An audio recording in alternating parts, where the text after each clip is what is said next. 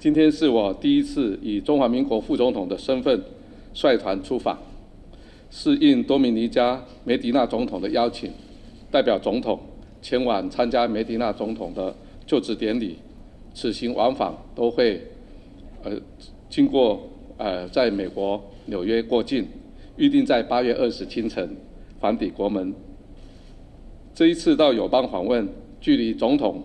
英翔专案出访只有短短的2个月。总统、副总统连续出访，是要让全国同胞看到新政府的决心和行动。我们要脚踏实地、一步一脚印的和友邦把关前。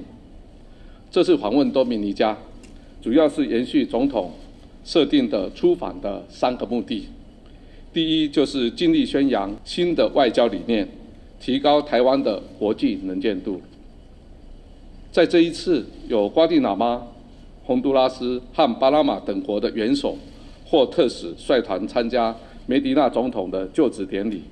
我除了将与梅迪纳总统跟玛格丽特副总统会晤以外，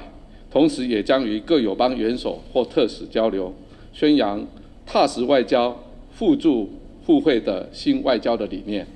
让大家感受到台湾的诚意，并且体认到台湾是一个值得交往的朋友。第二，我会继续为所有在海外最前线打拼的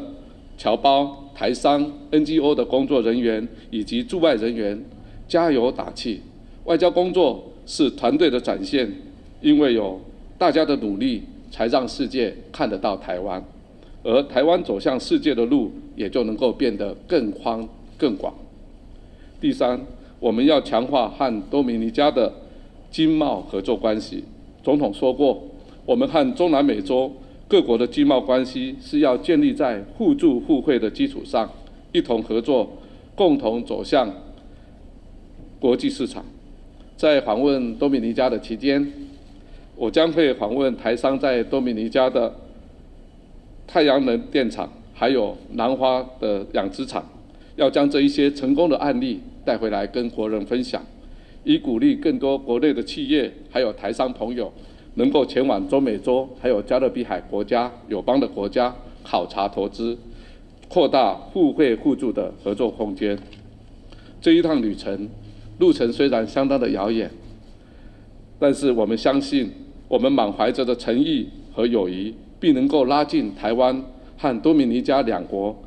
的距离，而且进一步强化双方合作发展的伙伴关系。新的世界正在等待我们。现在我就要带着台湾人民和世界连结的期盼出发了。再一次谢谢各位